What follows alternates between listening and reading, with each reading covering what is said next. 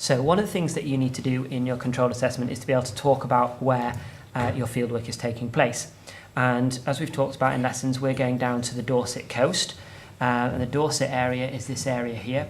You need to be able to use a range of maps, and you'll see that I'm going to zoom in while I do this little presentation. You'll probably want to have an outline map and then some zoomed in maps as well. So we can see that we're in the United Kingdom, we're in England, we're talking about the south coast of England, you could possibly say in the southwest of England, and I will scroll in here.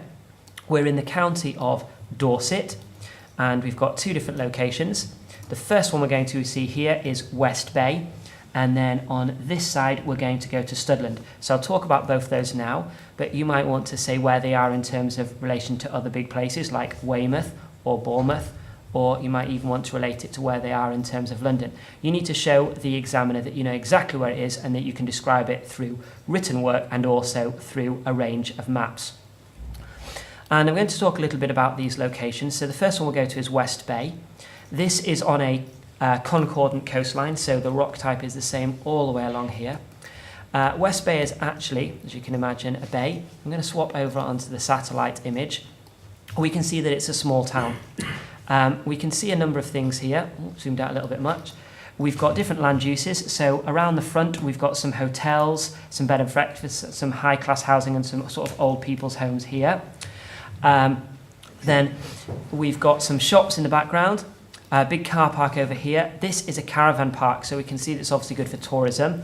Farmland behind, and then this area over here is a residential area. So when we're thinking about field work, we're thinking about coastal management, and we're thinking about some of the benefits, and we're also thinking about some of the conflicts. So the conflicts might exist between the different people who are using this area, whether it be tourists, residents, people who are owning the shops, but it also might be in terms of some of the issues that arise, some of the threats might be from things like coastal erosion. Now here we can see a range of coastal management strategies. We can see first of all, we've got beach replenishment here, which is a soft engineering technique. We've got a seawall, whether or not you'll be able to see that I don't know, but this is a seawall running all the way along here. In front of it they've put some riprap, and they've also made some groins to trap the sediment here for the beach. Over here, it might look like a big seawall and groin, but this is actually a harbour wall because this is a small little port, and due to the long fetch, waves coming all the way from Brazil, this was actually quite at risk. So they built in this big seawall to protect this harbour area here that's used nowadays for small-scale fishing and for tourism. This is actually the start of Chesil Beach, and if we look over here, we've got some very high cliffs. You can't quite see because of the angle that we're at, but these are very large cliffs. This area in the middle, zoom the wrong way, is actually slightly weaker rock, which is why it's been eroded and it's slightly threatened. We can see over here that we've also got cliffs, and where there's no management, we've got quite significant erosion. And you can see the subaerial processes taking place here. You can see the slumping, the mass movement, the weathering, and they're being attacked. If we follow here where the beach is smaller, we can see there's greater evidence of erosion. So these are the sort of things that we're going to be looking at. Now, if we talk about West Bay, we're mainly talking about hard engineering strategies. We've got, as I said, the groin, we've got the seawall, we've got the riprap. But this area here where we've got housing, you can see the slumping here as well. So this is an at-risk area. They've also done some softer techniques like vegetation planting. They've done some cliff drainage, and they've done some cliff pinning. You can't really see these here, but you will be able to when we go there. Over here we've got the beach replenishment, and we can see here how they've got all the sand piled up that they keep piling onto here. So that's really West Bay and what's going on there. Really, it's affected by coastal erosion. That's the threat. And hard engineering is put in, so we need to think about how effective that is. Now, if we scroll out, we're going to go along the Jurassic coast. There's West Bay again, all the way along here. This is Chesil Beach, so that you can see. Coming along here, Bar, turning into a spit with the Isle of Portland, coming round to Weymouth. We come along here, that's Lulworth Cove, you may have heard of.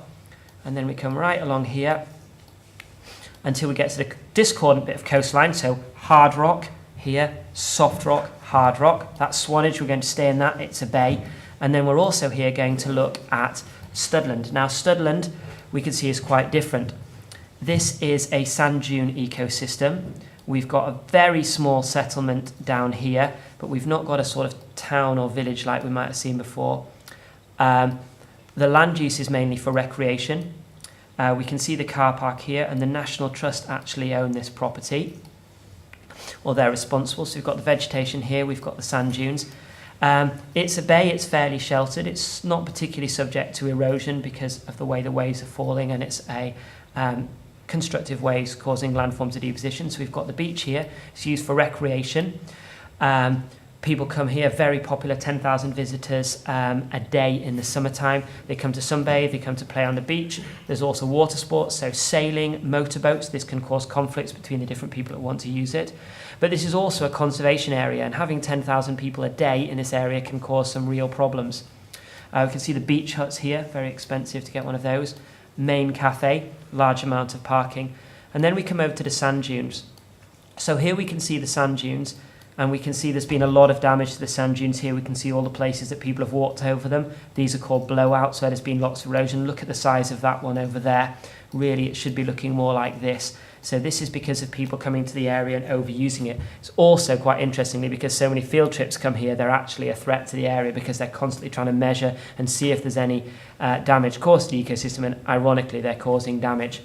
If we move further up for your reference and go right to this end, it is worth noting, it's quite a long way here, a couple of miles along, but this far end is actually used as a nudist beach. So it's a different particular land use. You could argue that there's some conflicts going to exist there, but again, we're thinking about how this is managed, and there's a variety of things they've done. They've built some permanent footpaths to try and keep people away from the areas that are damaged. Some of these areas here are cordoned off, so you're not allowed to use them, and they allow them to regenerate while other people use different areas. You're not allowed to use barbecues except in this area here. And those are the main sort of management. So here it's a lot softer management techniques that they've used. It does, again, cause issues. There's the benefits, but there's also the conflicts that exist.